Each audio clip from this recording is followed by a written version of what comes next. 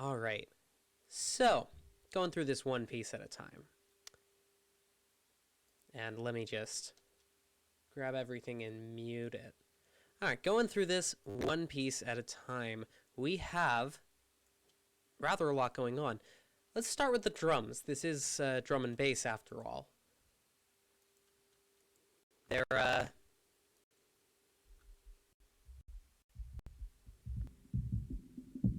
low passed at first, but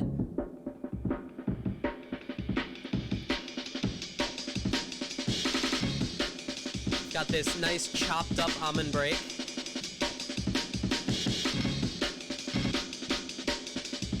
There's some filter automation going on over here, but that's mostly just to bring the low pass filter back down and then back up again, because I switched to a different break over here. Like right over here.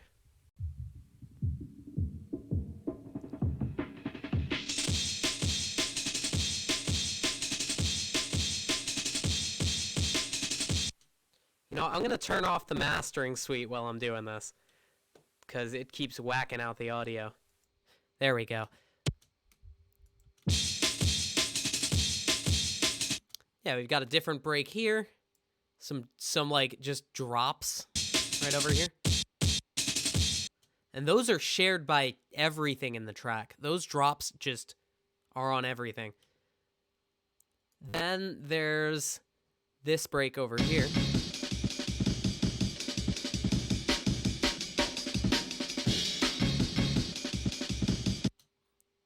A little bit of a different flavor.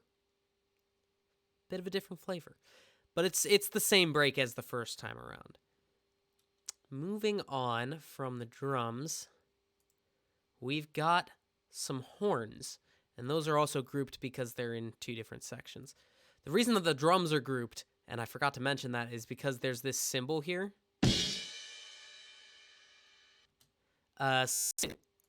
So that this last symbol can ring out without it sounding weird, you know? I tried to just do a time stretch on it and it didn't work, so I just engineered an actual cymbal sound. The horns. Nothing too fancy.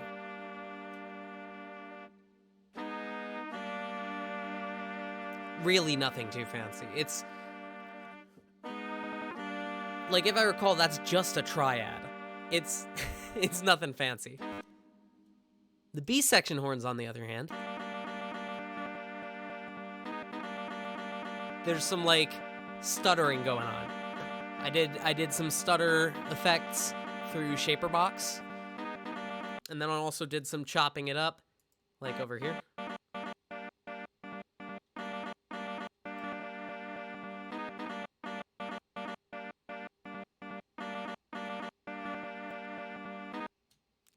So that's the horns.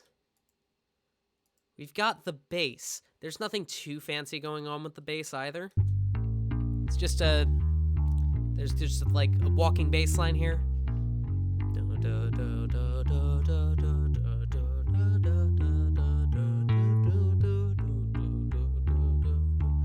You know, it walks. It's got like some pep in its step. And the B section, I literally just reversed it and it sounded cool, so I used it. Which is to say, sometimes a simple solution is exactly what you need. Sometimes you just gotta fuck around, reverse something, and fuck around with it. Just have fun with it. Because that's what I've done here. This is literally the walking bass line from before in reverse.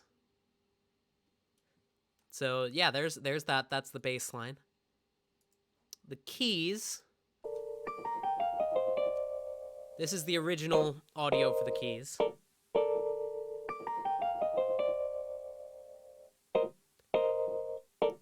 Just light, airy.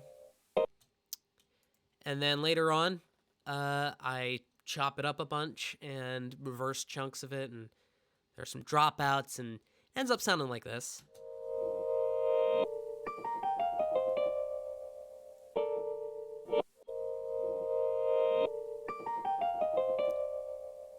You know, keeping the motif flowing through the track. And then over here, it just gets even choppier.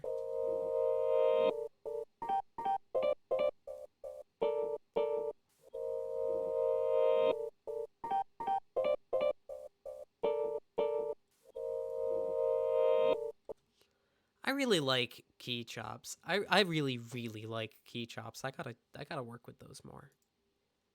They sound really, really pretty. Then we've got our lead.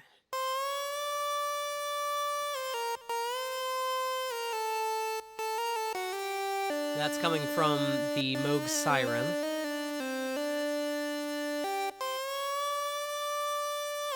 It's nothing super fancy though, it's just like a simple octave lead sort of setup.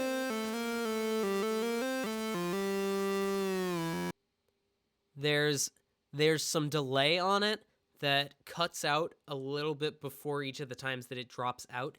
It's barely noticeable that it cuts out, but it is very noticeable that it's there. So like, yeah, no, it's like you would notice if the delay wasn't there full stop, but it's nigh imperceptible the fact that it cuts out coming toward a thing. Like, the fact that it doesn't delay is a giveaway, but up until that point, you wouldn't know that the delay was turned off. I'm pretty happy with how that ended up working. I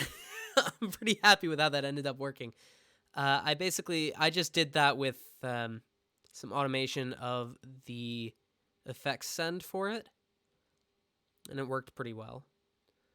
I think that's it. There's also the stuff on the master chain, but that's nothing. It's nothing too fancy. It's what I put on almost everything and then tweak to suit my needs. OCS 45, bus force, waves meter, just to make sure that things aren't like too loud. This EQ8 is just here because there were some excess highs, and utility is of course utility. It's useful. Can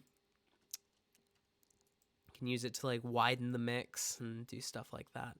Send it back to mono. All sorts of stuff. Anyway, let's turn the master back on. And once you put everything together, it sounds a little bit like this.